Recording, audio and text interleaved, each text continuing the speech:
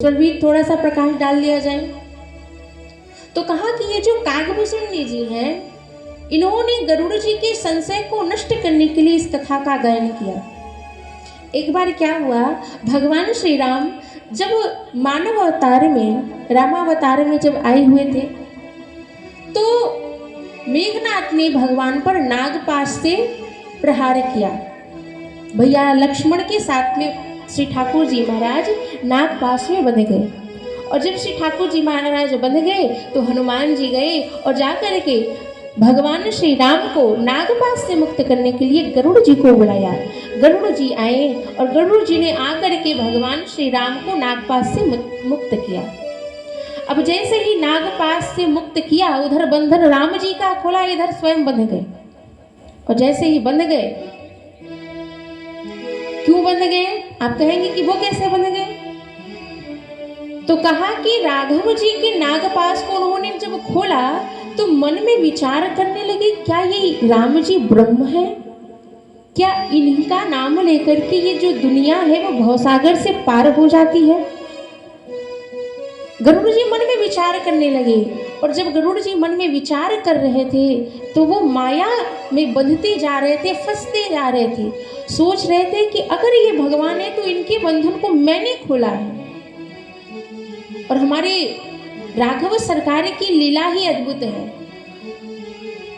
मानव रूप में है तो मानवोचित लीला करेंगे। गरुड़ जी मन में विचार कर रहे हैं, अगर ये भगवान है तो इनके बंधन को मैंने खोला है। पर मुझे नहीं समझ में आता कि इनका नाम लेने से भवसागर से व्यक्ति मुक्त हो जाता है, और ये भगवान होकर के अपने बंधन को ये नहीं खोल पा रहे हैं। संशय हो गया, माया में फंस गए भगवान के। अब तो अपनी ही मस्ती में चले जा रहे थे, मन में विचार करते जा रहे, अरे मैंने भगवान का बंधन खोला, मैंने भगवान का बंधन खोला। तो नारद जी को आभास हो गया कि गरुड़ जी के हृदय में अभिमान उत्पन्न हो गया है, प्रकट हो गया है, पैदा हो गया है। नारद जी ने कहा, अरे वो गरुड़ जी कहाँ चले जा रहे हैं भैया? गरुड़ जी ने प्रणाम किया, कहने लगे कि एक बात मेरे मस्तिष्क में चल रही है। नारद जी ने कहा कि वो क्या?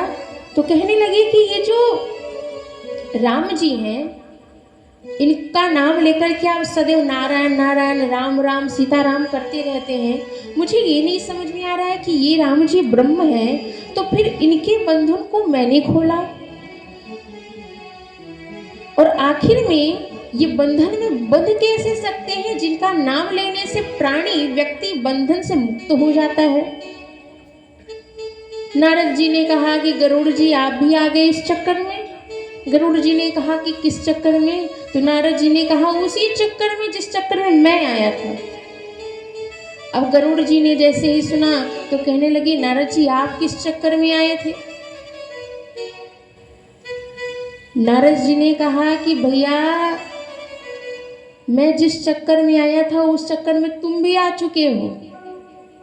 गरुड़ जी ने कहा, देखिए नारद जी, आप यूँ बात को गोल गोल मत घुमाइए। एक तो हम खुद ही फंसे फंसाए, हमको कुछ समझ में नहीं आ रहा है कि मेरे साथ में हो क्या रहा है, और मैं आपसे संशय का समाधान पाने के लिए आपसे प्रश्न कर रहा हूँ, तो आप उल्टा हमको और बांधते जा रहे हैं और फंसाते जा रहे हैं। हाथ जोड़ करके गरुड़ जी ने कहा कि देवर्षि कृपा करें और बताएं कि ये क्या चक्कर है।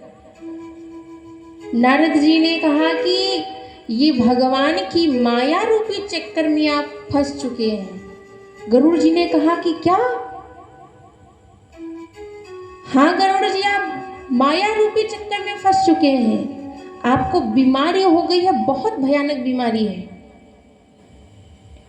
अब जैसे ही गरुड़ जी ने सुना तो कहने लगे, इतनी खतरनाक बीमारी है?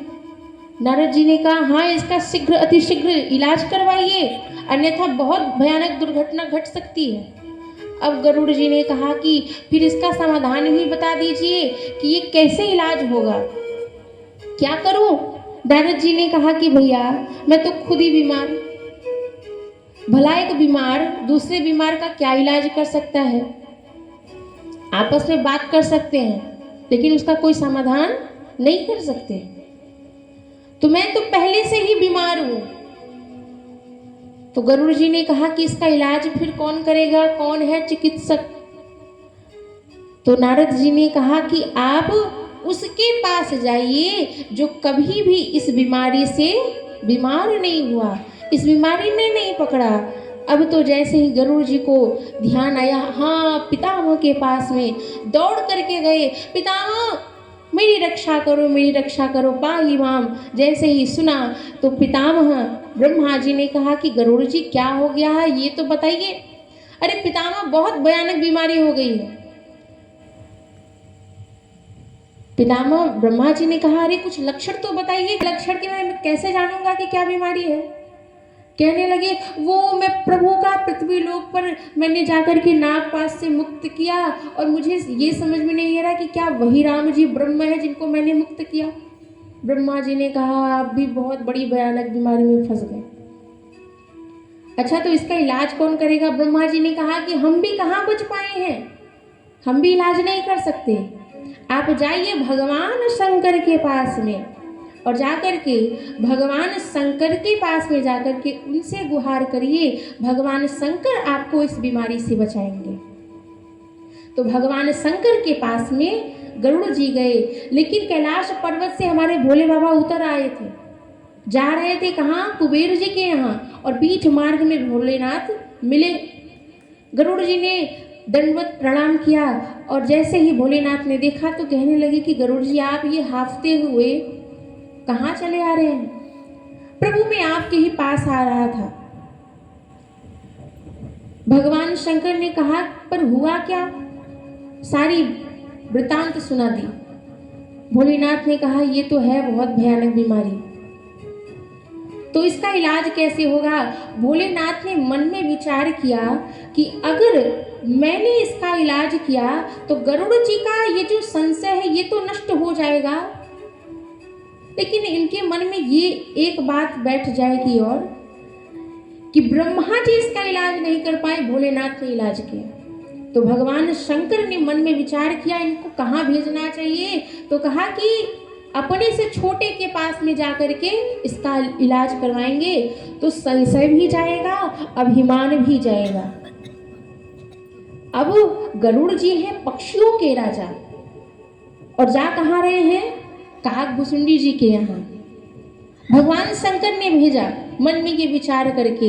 मैया भवानी ने कहा कि प्रभु आप ही चाहते तो कल्याण कर देते गरुड़ जी का, पर आपने काकभुसुंडी जी के पास में क्यों भेजा?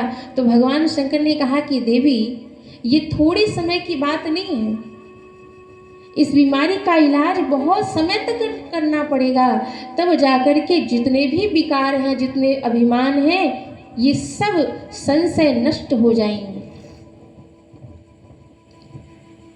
और भगवान शंकर ने मैया पार्वती से ऐसा कह करके गरुड़ जी को भेज दिया है।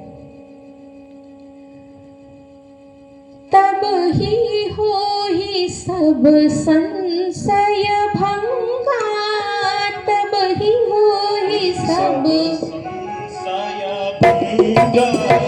जब बहुताल करिय सत्संगा, जब बहुताल करिय सत्संगा, तब ही हो ही सब संशय भंगा, तब ही हो ही सब